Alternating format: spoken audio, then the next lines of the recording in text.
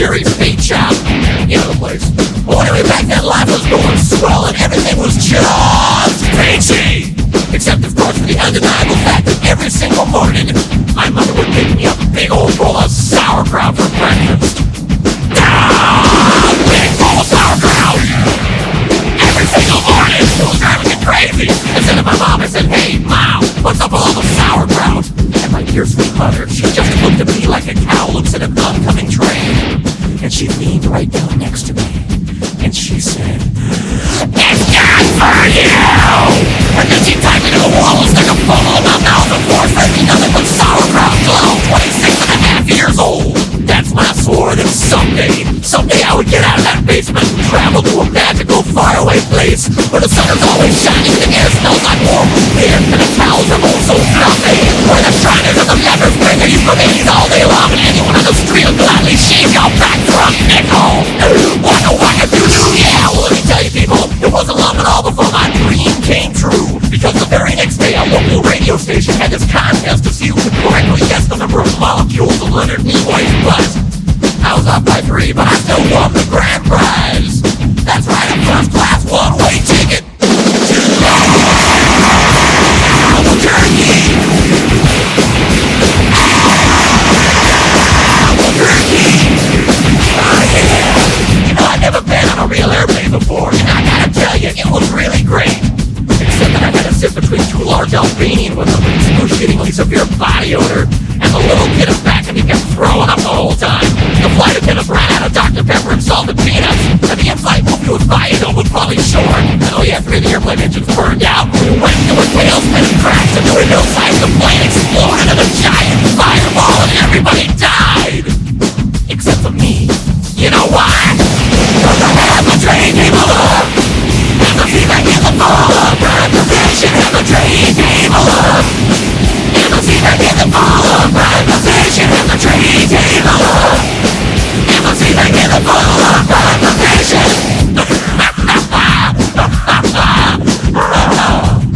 So I crawled from the twisted, burning wreckage.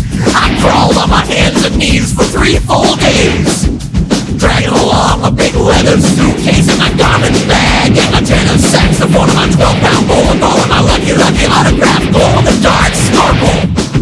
But finally I arrived at the world-famous Albuquerque Holiday Inn where the towels are oh so fluffy, and you can eat your soup right out of the ashtrays if you wanna.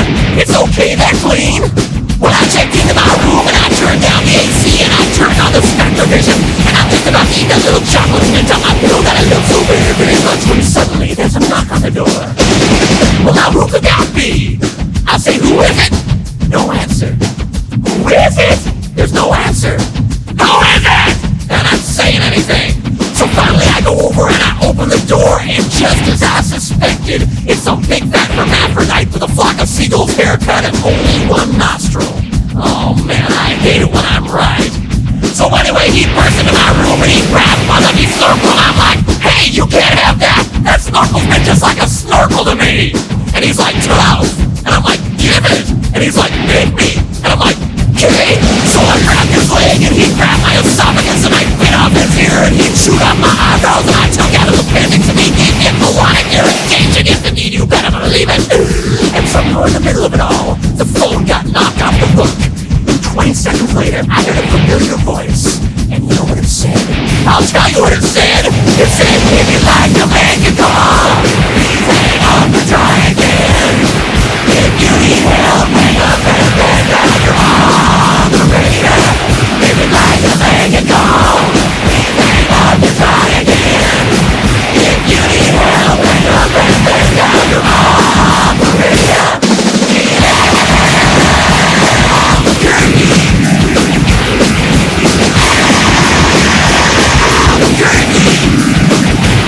Well, to cut a long story short, he got away with my snorkel, but I made a solemn vow right then and there that I would not rest. I would not sleep for an instant until the 1-nostril man was brought to justice.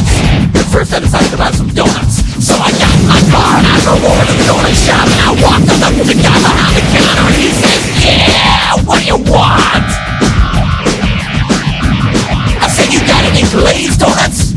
He said, "No, we're out of glazed donuts." I said, "Well, you got any jelly donuts?" He said, "No,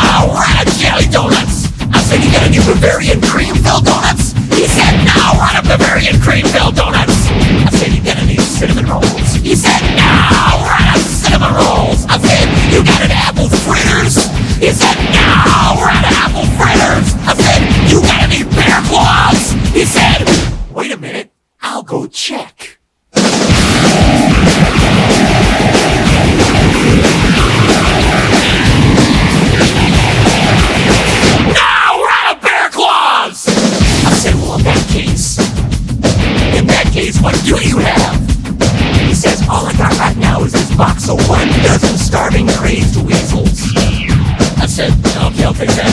So he hands me the box, and I open up the lid, and the weasel jumped out. He immediately latched onto my face and started biting me all over.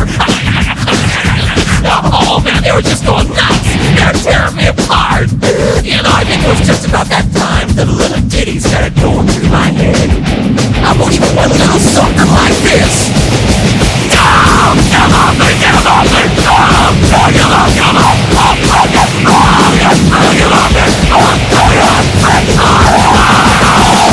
I ran out into the street with these flesh-eating weasels all over my face, waving my arms all around and just running like a constipated wiener dog. And as luck would have it, that's exactly when I ran into the girl of my dreams. Her name was Zelda. She was a calligraphy enthusiast with a slight overbite and hair the color of strained peaches. I'll never forget the very first thing she said to me. She said, "Hey, you got weasels on your face." That's when I knew it was true love. We were inseparable after that. Oh, we ate together, we bathed together, we even shared the same piece of mint-flavored dental floss. The world was our burrito. So we got married and we bought us a house and had 2 beautiful children, the fabulous Superfly. Oh, we were so very, very, very happy. Oh, yeah.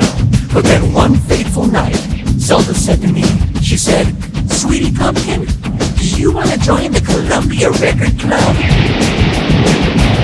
I said, "Whoa! Hold on now, baby! I'm just not ready for that kind of a commitment." So we broke up and I never saw her again, but that's just the way things go.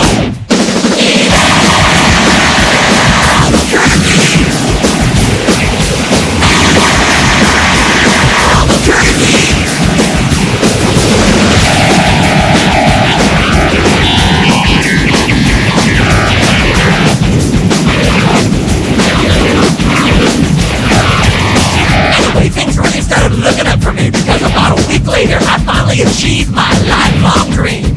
That's right, I got me a part-time job at the Sizzler. I even made Employee of the Month after I put out that grease fire with my face. Oh yeah, everybody was pretty jealous of me after that. I was getting a lot of attitude. Okay, like one time I was out in the parking lot trying to remove my excess earwax with a golf pencil when I see this guy Marty trying to carry a big old sofa up the stairs all by himself. So I say to him, "Hey, you want me to help you with that?" And Marty, he just rolls his eyes and goes, "No, I want you to cut off my arms and legs with a chainsaw." So I did. And then he gets all indignant on me. He's like, "Hey man, I was just being sarcastic." Well, that's just great. How was I supposed to know that? I'm not a mind reader for crying out loud. Besides, now he's got a really cute nickname, Torso Boy. So what's he complaining about? Say, that reminds me of another amusing anecdote. This guy comes up to me on the street and he tells me he hasn't had a bite in 3 days. Well, I knew what he meant, but just to be funny, I took a big bite out of his jugular vein. And he's yelling and screaming and bleeding all over. And I'm like, "Hey, come on, don't you get it?" I mean, just rolling around on the sidewalk, bleeding and screaming. And I'm completely missing the irony of the whole situation. And some people just can't take a joke, you know? Anyway, where was I? Kind of lost my train of thought. Anyway, I know it's kind of a roundabout way of saying it, but I guess the whole point I'm trying to make here is I hate sauerkraut! That's all I'm really trying to say. And by the way, if one day you happen to wake up and find yourself in an existential quandary, full of loathing and self-doubt and racked with the pain and isolation of your pitiful, meaningless existence, at least you can take a small bit of comfort in knowing that somewhere out there in this crazy, old mixed-up universe of ours, there's still a little place